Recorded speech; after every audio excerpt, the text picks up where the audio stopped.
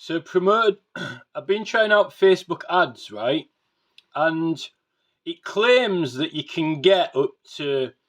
I've tried loads of settings, like all the demographics you can set and interests like walking, climbing, countryside, archaeology, historic sites. I did all that. It says you can get up to 90,000 with the money set, but what 90,000 views or 90,000 times it will appear up to that. And then it says it only expects you can get about 3,000 clicks. And out of those 3,000 clicks on the link, not everyone's guaranteed to sign. But in truth, it didn't even work out like that. So I promoted my own petition, right? And I set it for the best. I set it for all areas what I thought would be interested, right? And interests and demographics. It only reached 5,000 people and only 81 people clicked on it, right? So I've just promoted Andrew Cooper's petition, right? And I just basically put exactly what it did it exactly what he wanted it to say, right? So it just basically said exactly what he put. 11,120 people saw it and 427 clicked on it, and he's actually got about 100 signatures from that. It costs £40. Now, I said I wanted to spend £200, right? Maximum. But it won't let you, right? It won't let you for this reason, because it's saying that they've got a policy that your maximum day, even though I say to 200 quid, right? Maximum spend to advertise it. That's what I wanted to spend. It won't let me spend the whole of that in one day. Right, it's saying that I've got to spend that over a few days, so like over 3 or 4 days, until it says you've got to be using their ad service for several weeks. That's like several weeks is 7 weeks, isn't it?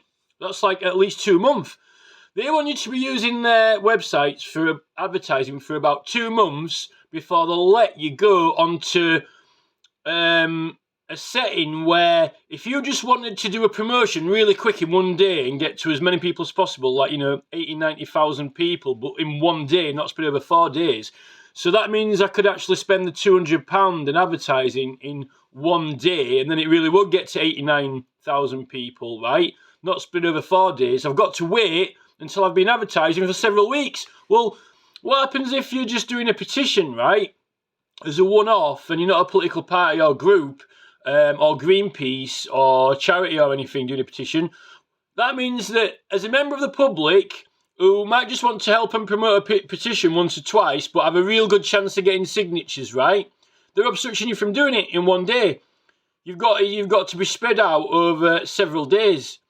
And even on the button they've got, it doesn't even say sign. They're doing it in button to say sign the petition. They've only got they've only got buttons options between join or like that. There isn't actually a proper one for sign the petition button. And if you don't have it set on website visitors, then it doesn't even let you put a website in to go onto anyway. So, unless you're just wanting people to see that you're doing a petition and hope that they'll go onto it anyway, hope they'll go visit it. But then, are they going to even go and type the URL or the address, which is unlikely. So I'm going to try now promote one of the petitions that said that they're going to ask for the pub being restored, but are still opposed to the new building being built by the Tandy brothers, right? Which is Richard Eel's petition. Richard Eel's petition is still opposed to that new building being built, but he said he wanted the old pub back, which, he's got quite a few signatures now, but there's quite a few people so I've set all the demographics for drinking, real ale pubs, football, stuff like that. And I put it like all around York, London, Huddersfield, all our areas. And I did some at Newcastle because, we've got Newcastle Brown Ale and like old traditional pubs and things. And I set London as well. It's better if you set more places. But for some reason, if you just set Great Britain, the whole of England, it doesn't come up until you start putting more specific things in, and then for some reason it says your audience increases. Maybe there's a way to set the reach higher, but they're saying that I only got charged £40, right? I said that I wanted to spend 200, right? But like I said, it's only allowing me to spend £40 a day maximum. So even though on the screen, when you set up the ad, right, it claims, oh, you can spend £200. And then you say how many days you want, and it lets you set it for 1 day and lets you set your maximum spend to £200.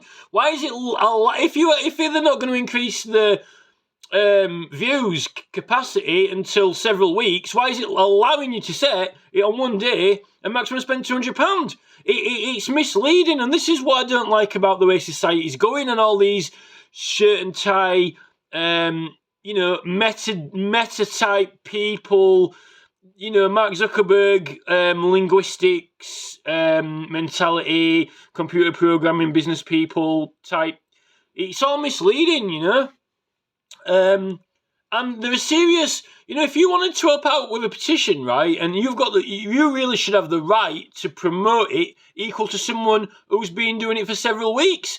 So you're telling me that if someone just happens to have, by chance, by throw of the dice, they happen to be on the ads for longer than you, right?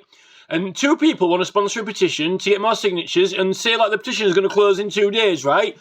And then all right, I'm going to sponsor this, so you go on to Facebook ads and you're going to sponsor it, and the person who's just been on ads longer than you can get more views in 1 day than you can, then you've got to do it over 4 days, and yours might not even go to different people, it might just be the same people repeated. That is fundamentally against rights. And, I really don't like the fact that Nick Clegg, former Prime Minister and leader of a supposedly Liberal Party, is the president of Facebook, with these type of settings restricting democracy, when it's the Tories who are meant to be even the same, claiming that people aren't going to be able to vote without a passport or a driving licence soon. That's what they want to do. And then you're not even allowed to oppose houses. And there's all other community issues with Facebook that I don't like, where it seems to be setting people against each other rather than allowing people to come together in political matters. And they're not allowing you to ask individuals. It wants you to post it in a group, and then everyone comment on it, and then people's comments can put people off signing it or whichever way. Whereas if you could email each person privately, then they've got their own opinion, and if they want to sign it, they can sign it. And really, I think you should be allowed to do that. Even if they say, well, all right, then even if if you apply, I don't see why you can't apply for to say, right, well, please, can you check this and it's not spam, and then let me say, I'm going to be posting this, record it into the system, so it's this one post that I'm going to be sending. It requires repetition, and you're sending it multiple times, So essentially, I'm locked to not being allowed to spend more than £40. But on the second occasion, we actually got about 100 signatures for 40 quid. I think that is a little bit better than what you get on change.org. Because on change.org, if you sponsor about 40 quid towards the petition, you probably won't get 100 signatures if you sponsor only 40 quid. You might maybe get 10 or 20 or something like that. So, and also on change.org, you don't know what country they're going to be in or anything like that. Although local councils seem to be letting other councillors do change.org petitions that are on change.org and just accepting them. So I think with Canada and America lets you petition from any country under the First Amendment. I've run a petition from England on the White House website. So, but really, this is asking people in England. I don't see why they've put that limit on and made you spread it over 4 days. And there's something really weird with the slider. When you slide it down to 40 quid a day, it's all, they've got it set up really strange. I don't like the way they've got it set up, and I think that it's against rights. I think it's against political rights. And also the button, they provide a button to say you're doing a petition, but if it's a petition, then you're actually wanting to sign it. So why have they only provided 3 options for the button and none of them says sign? Sign now? That's what gets me. So I just thought I'd like to tell you the ins and outs of it. And also I'm exempted from Facebook policy, because if you're doing a petition, you've got the right to petition. So I I should have been able to provide my birth certificate. They made me pay £75 for a passport, right?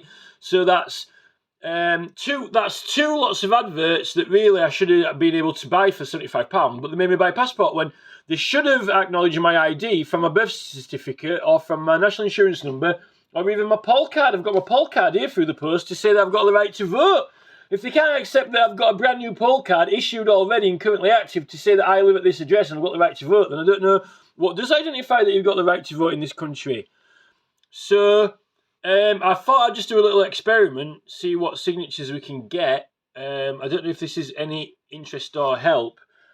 I set it all to counties like Gloucester, like West Yorkshire, because it obviously involves us. All the counties that have places like Stonehenge and Hillforts and stuff like that. And I set all the interest to everything across, like, I could probably add more interest, but, how long do you want to sit there thinking of interest, You can be sat there all day adding tags for interest, but I put, a good amount of tags, maybe 50 to 100 tags, all to do with rural, countryside, heritage, walking, climbing, all the different heritage and culture ones, conservation, environmental, rewilding, all the interests that might be to do with ancient sites and historic sites and things like that I put on. And it's actually did a lot better. Look, from going from the reach that it got when I did it for my own petition, 5,000, I pretty much added just a few more tags in there for different, I didn't add any more areas actually. I kept the same areas of the country, but I just added in more hobbies and interests, and it's gone up to 11,000 from 5,000, and the clicks is 427.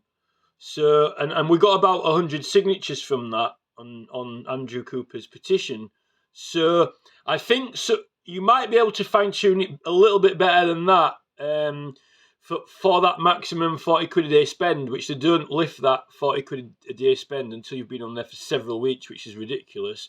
So I think that it might be possible to fine-tune all the settings for the places, for the hobbies and interests, for the demographics.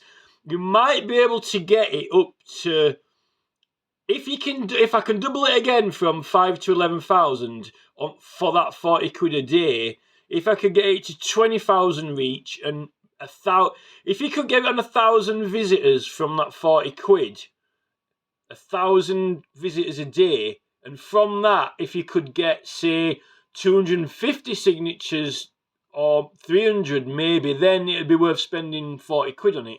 But I still think that I'm going to see what this other one does. I'm not expecting it to perform as well as the one that I just did. But the thing is this, right? I've spoken now to a lot of the charities who advertise on Facebook, because they've got like Messenger on there and comments, right? So I've been speaking to the actual charities themselves. They replied to me, and I've been asking them some questions about their Facebook ads. And I've asked them, how many signatures do you get? Is it worth doing? And they said, oh, well, yeah, we get some signatures. But I said, well, yeah, but how much do you spend and how long do you run it from? And where do you get most of the signatures from? Because a lot of them some of them have got 100,000 signatures, some have got 25,000, 10,000. They get a lot for these petitions. But the most of those charities are wanting you to sign the petition, then donate. So they're wanting you they're doing it for donations, so it really is fundraising. I'm not asking for any money and I'm not asking for fundraising. I just want to get the signatures, right? Now, they said to me that the bulk, the majority, the main body of signatures, that makes up these 10,000 and 25,000 signatures and then getting up to 100,000, they said that it's from their bulk email lists that go out. Bulk email lists that go out, right? So if you're Oxfam or Greenpeace or Save the Planet or, there are hundreds of charities, right? Farming for environmentalist charities,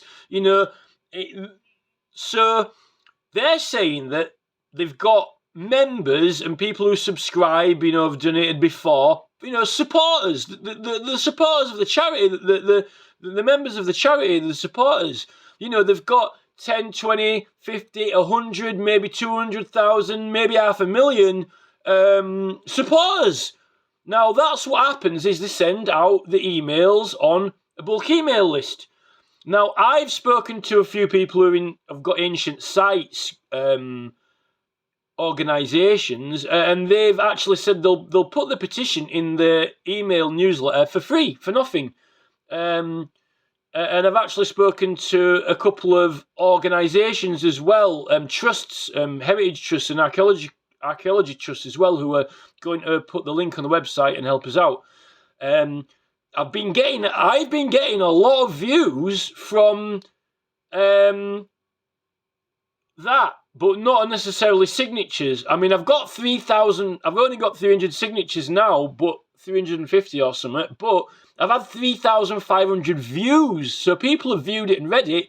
Really, from what I've been doing, what I really wanted to have was 3,500 signatures at this stage to have caught up with Bernard McGuinn's petition. That's really what I should have. Maybe I've written too much writing, attached too much evidence, but Andrew Cooper's done his petition really simple and straightforward. My petition, it's got a lot of serious evidence about our area. Very, very, very important things that I'm finding out and serious about what's happened to our area. So I'm compelled to attach evidence because it's not only just about getting signatures. People need to know these things, you know. So I'm tweeting it to Hillforts Wednesday, putting it on Facebook groups to archaeological circles and people, and also even just people who are interested in ancient stones and sites. You know, it's about, and I think people are being aware. People are reading the posts and looking at it and stuff, and obviously they've got their own opinions either way.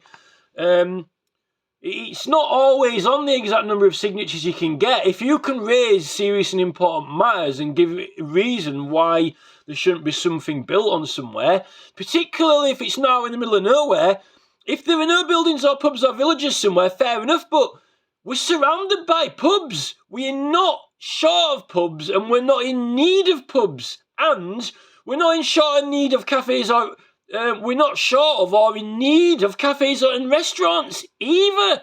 And the fact that compared to Oswestry and Dorchester, we're not even into the town centre when we're by, at Dalton. And what happened to Dalton is it's got built up and urbanised. If you look at Dorchester and how Dorchester has expanded since the 1930s, and if you look how Oswestry has expanded since the 1930s, and then look at, it's not even in the middle of town, just look at that Dalton area. It's spread.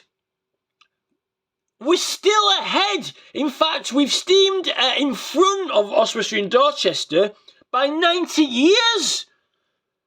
We're like about 90 or 100 years in front now. Now, if Huddersfield Council and if Huddersfield Town Football Club are still wanting to try and do this Giants Championship progress, right, they have done.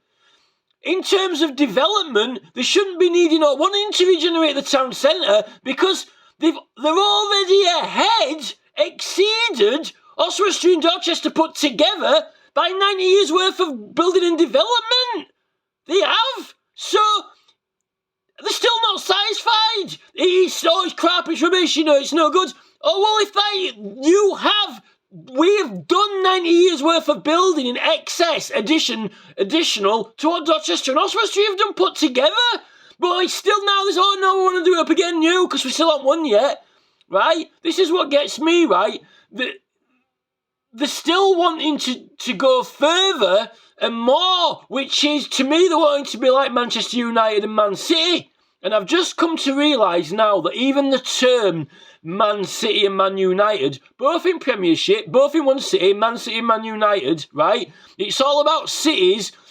And I think having this dream team of Manchester United and Man City, these dream team football clubs, what it's doing to the minds of all football people is that to be winners, to be champions, to be the victors, you've got to have a city.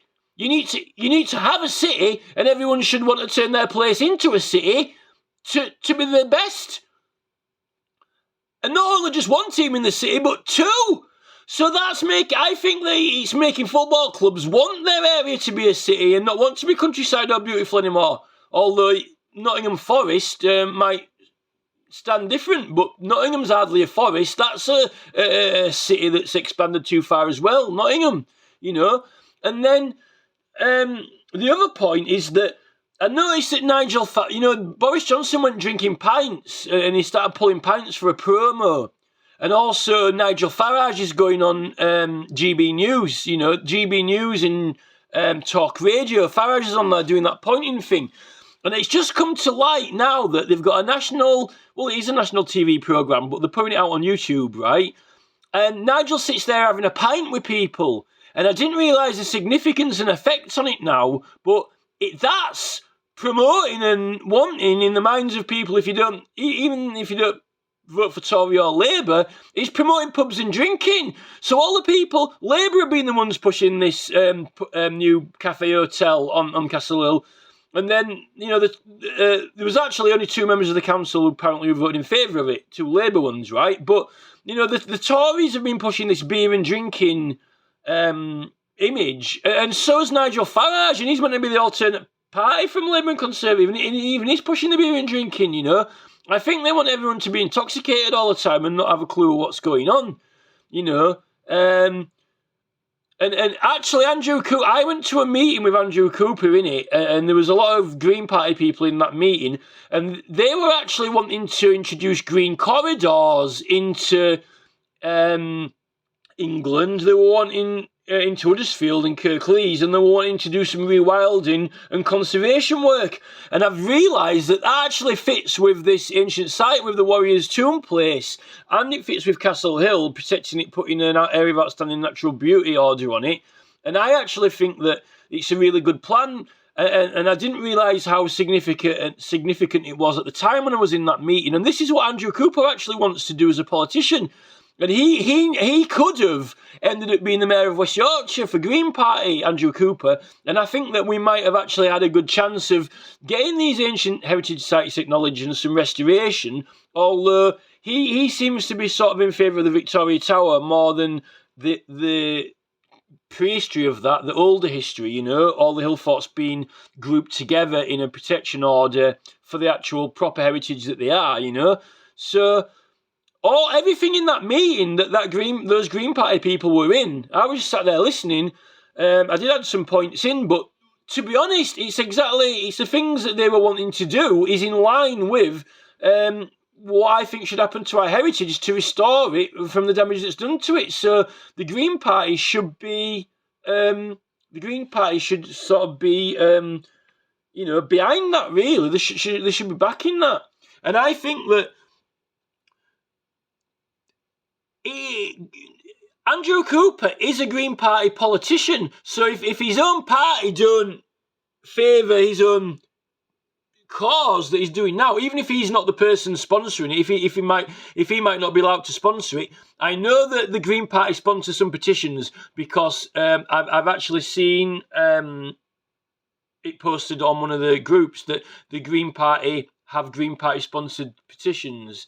So people can sponsor them, or you can get it to sponsor one. So, knowing that the majority of successful campaigns do have access to or use those bulk emailing systems, right?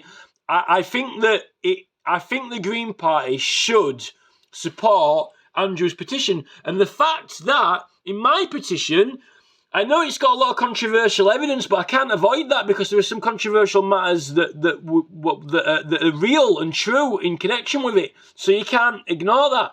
But my petition brings evidence to and calls for very, very strong Green actions and true Green Party actions, which now is very popular in the rewilding movement and areas of outstanding natural beauty and conservation. So even if, I wouldn't expect the Green Party to back my petition because of the fact that, it's got a lot of controversial stuff in it. But all the petitions have got to be, the evidence from all of the petitions have got to be combined together anyway on the same subject. And that's the requirement of the Act.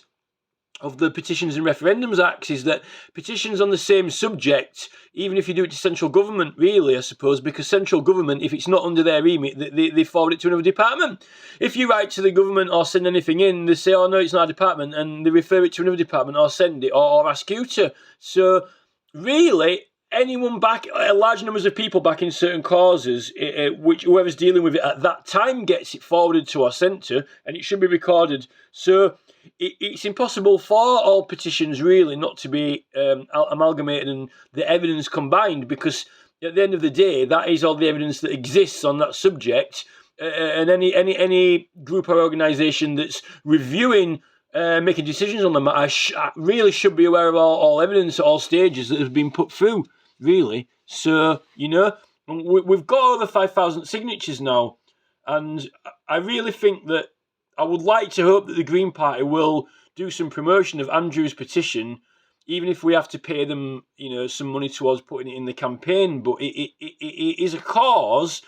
But Andrew hasn't even put the rewilding and conservation in his petition.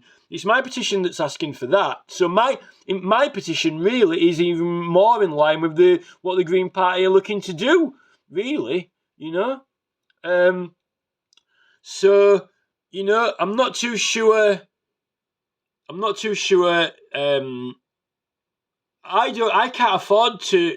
I just wanted to do a one-off. I wanted to try and spend about £200, but that was just like a one-off. I wanted to do it over one day, not over 3 or 4 days.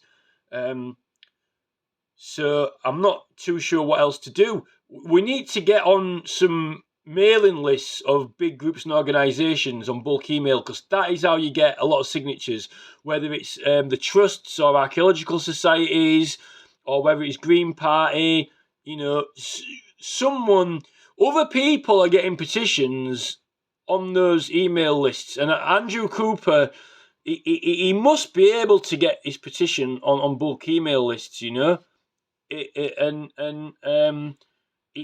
needs to speak to the Green Party, even if we have to pay to sponsor it, because it's the only way you get up to that 15,000. Otherwise, local petitions and national petitions, and I've done a whole video on why signatures from all over the country count towards triggering the referendum, even if they're not going to vote in it. I've done a separate video on that. To get over that, even the local bypass petition, and they really, really made a lot of effort on that, and they still only got 8,000 signatures, which is same as what Oswestry got for theirs.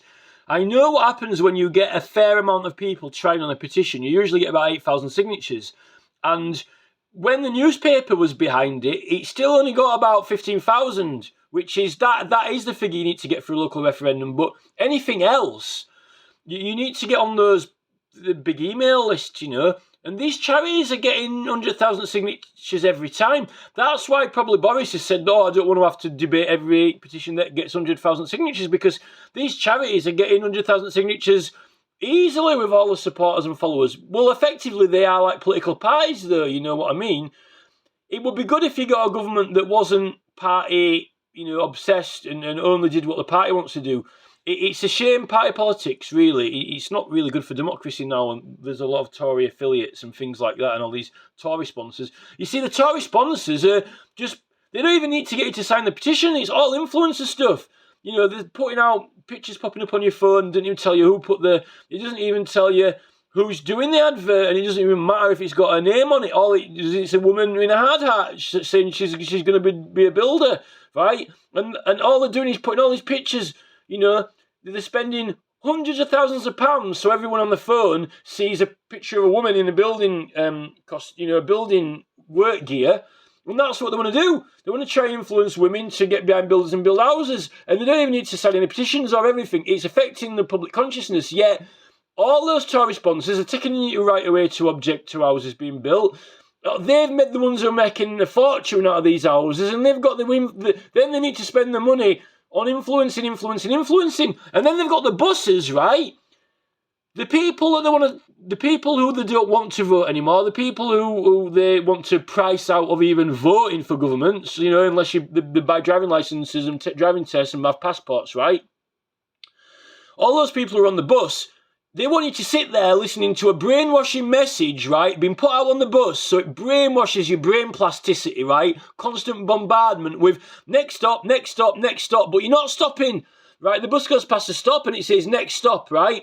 And it wants you to hear those stop words like you've put your own. If somebody's going to do something that you don't want them to do, like build the houses next to you, right, and you want to stop them, right, it's getting it embedded into your brain psychologically, right, that, oh yeah, you want to stop them doing that, but there's not really anything you can do about it, you just carry on, right? Because you're not in control of the bus, you're not driving the bus driver's in control of the bus, right? And the place where the bus is going, which is further on the journey, is not the place, is the place that their driver's taking you, you know, and I do, you might think this is a bit far out, but I understand the psychology of it, right? And if they get you going past stops, right? Next stop, ignore the stop, ignore the stop, ignore the stop, ignore the stop, ignore the stop. Every time it's going in your brain, in your own life, right, when you don't want to buy something or think twice about buying the chocolate bar, right, your mind's saying, oh, you know, stop. Maybe I should stop buying this. Maybe I shouldn't buy it, you know. They even do it on the national lottery. She said, oh, I went in for spinach and ended up buying a chocolate orange, right? You know, her brain was saying stop, you know, maybe don't do that. But then she went and carried on, did it, you know? It's making you think that, oh, there's some houses being built. Oh, I don't really like it. I want to stop them. But then, you know, oh, just carry on, carry on, carry on. Next stop, next stop. And then it just goes past and it's too late, it's too late, it's too late. You don't think that that's important and serious for this country, but it is. There are very, very powerful men and media and trained psychologists in the Tory party from Oxford and Cambridge universities paid a hell of a lot of money, and they're the ones behind this software development that pitches it to buses, and they've got political parties in the council and strategic development teams, and when you ring up the council, you know, they pretend that, oh, they don't know what you're talking about, but they do. They know the strategy and psychology. When you go into councils like Shropshire Council, they've got big TV screens up beaming out messages, brainwashing all the council staff to a certain attitude and mentality. It is being taken over, and this is why it's very dangerous to have Mark Zuckerberg's vision goggles on everyone on the planet at this stage, when Facebook still hasn't got the political rights aligned properly, and there's a lot of admins and moderators on groups that discriminate against people in the group when they actually haven't done anything wrong. They discriminate against people for doing insane things, you know, like, oh, for example, we're in a coffee group, right? Or any posts that are not about coffee will result in an instant ban. So you come into a group under English law of discrimination and rights, right? We can't be discriminated against under English law. But if you walk into that group or, you know, a coffee house and you don't ask for a coffee, then they can say, right, you're banned. Permanently banned from coffee house. So you can't walk into that coffee house and go up to the member of staff and say, oh, excuse me, do you know where the taxi rank is, please? I need to get a taxi, right? I went into a coffee house the other day and said, oh, can you tell me where the taxi rank is, please? Very nice, normal, polite woman, right? The psychology of Mark Zuckerberg on this planet wants to make it so any group or organisation you go into and start talking about and saying certain things, right, that are not in the alignment or policy of that establishment, group, business or organisation, then they can throw you straight out and kick you straight out. And that's, they're wanting to do that so anyone who's not politically aligned with the leaders of the group get thrown out. And then anyone who's not aligned with the political organisation of the party gets booted out. And then anyone who hasn't got a passport or driving licence can't even vote. That's the way they're going with it. And we can't have that. Because the super mega powerful are going to, you know, we're not going to have democracy anymore. And the thing about that is this, right? Look, right, we've got Priti Patel on us back, right? Priti Patel is saying, right, look, sexism and racism, I won't tolerate the slightest bit of sexism or racism, or even, you know, you've got to, anything you write on a chat group or anything has got to be, you know, all this politically correct woke stuff, right? Yeah, you can't say one word out of place, right? Yeah, right? You know, and all this racial equality. But the thing with Priti Patel is this, right? That is a form of discrimination. Now, if you've got people who don't have an academic qualification, who are not learned or educated, right? Priti Patel still believes that academics are the ones who have a right to make decisions in this country due to academic merit and learning, due to knowledge, due to the universities giving them a qualification and awarding them a specialist title.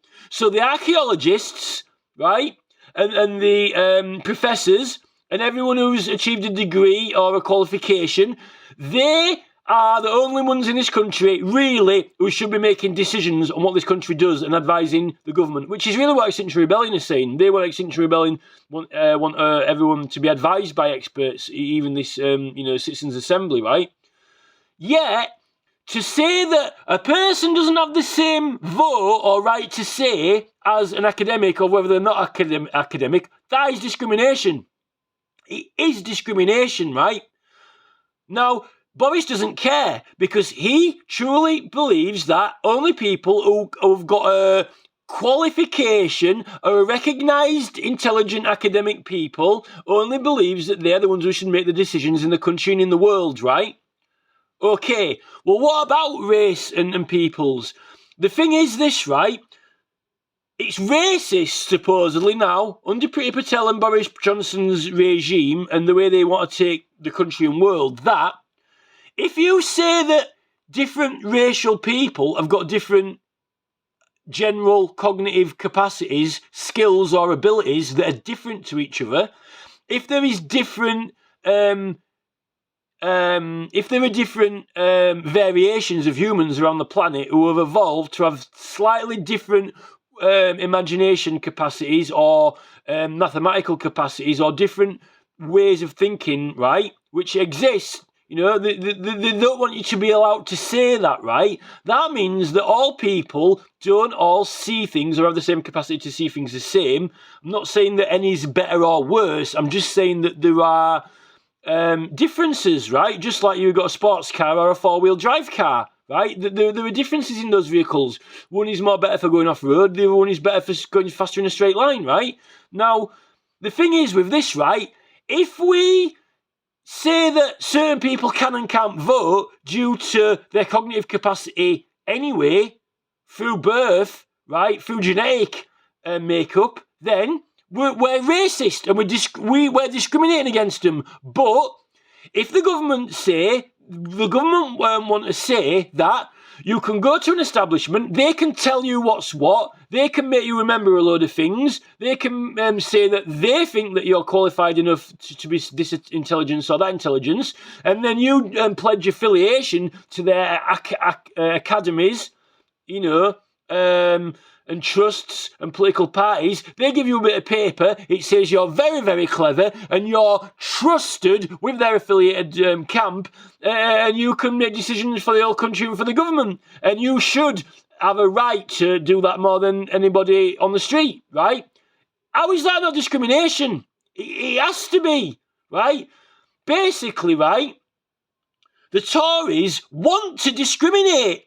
The Tories want to discriminate against normal, average people. They want to discriminate politically between the average person on the street and the qualified person or the person who is pledged towards their affiliative camp, right? And that's what Neil Oliver's been talking about on GB News. Neil Oliver's been saying on GB News that the SNP party. If you don't support and like the SNP, they really don't like you, even if you're Scottish. They don't want anything to do with you. Even Scottish people, they don't want anything to do with, if they don't vote for SNP. That is what's happening with the Tories now. It is, and Neil Oliver knows that it's happening, right? And Neil Oliver actually is interested in, academia and history and archaeology and ancient sites and things like that, right? But even he admits that at the government level, if you're not affiliated with what they want to do in their plans, then they ain't got time for you, and they don't really, don't value your vote.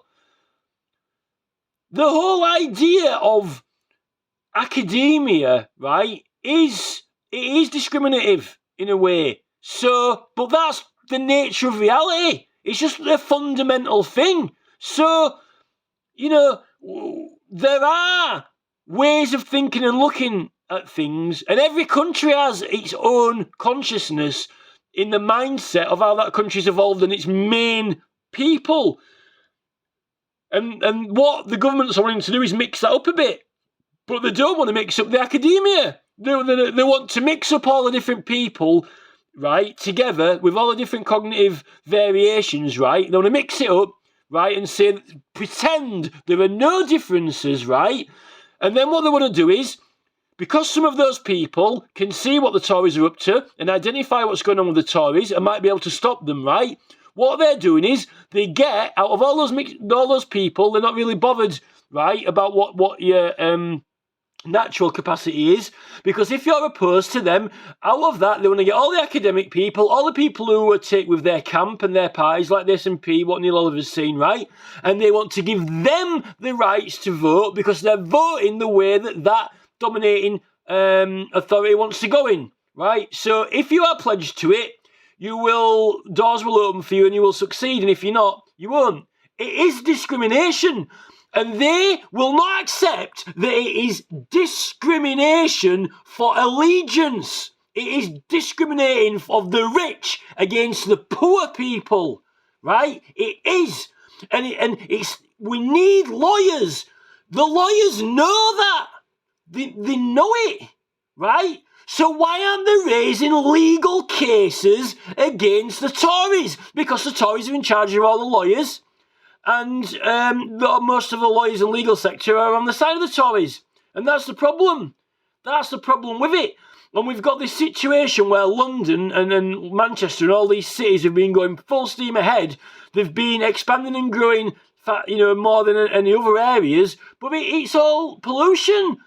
And now they've got to restrict people going in there because of the environmental reasons and the smog and the fumes, And even in Huddersfield here, we're 100 years in front of Oswestry and Dorchester for development spread, but it's not a good thing. And yet the local people here are still, wanting to get drunk and saying, oh, we'll want a pub up there, it'd be nice to go for a pint. But we've already got hundreds of pubs. Hundreds of pubs and restaurants. It's just another figure, another statistic. So how can the council vote in favour of it? That's what the CBA have been saying, the Council of British Archaeology. They said there's no need for it. There's already enough pubs in the area and already enough cafes in the area. So the reason they're wanting it on there has to be another reason to providing cafes and pubs, which there are already many of. There are ulterior motives and reasons. And that's what my petition evidence goes into and talks about, these ulterior motives, which end up being the same type of thing as what was happening on all the old maps. They weren't marking things on the maps properly. They weren't telling truth on the maps. They haven't been telling the truth of when they've been building houses, putting notices up. And even the council gets even fond on the 1st of April, which is, another ridiculous thing. There are things that are not right that are happening. There are defects in what's going on. And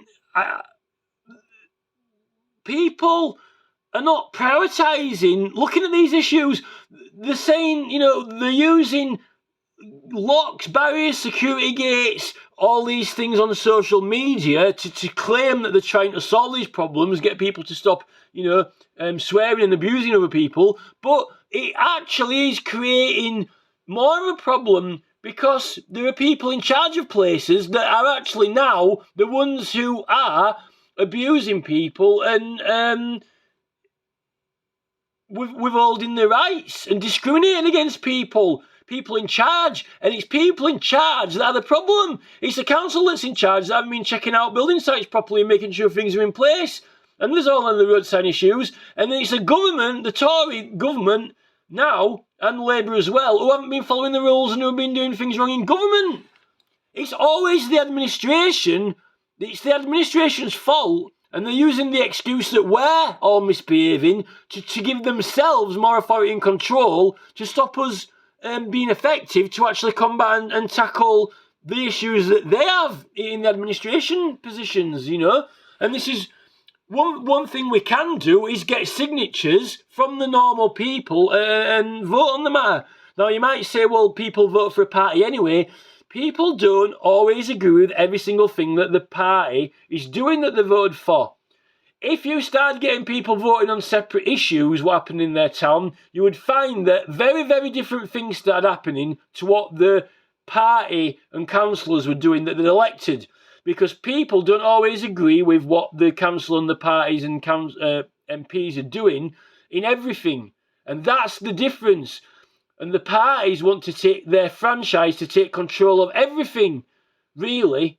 It's like buying, they just want you to buy their products, and then they've got the influence over you to do it, you know?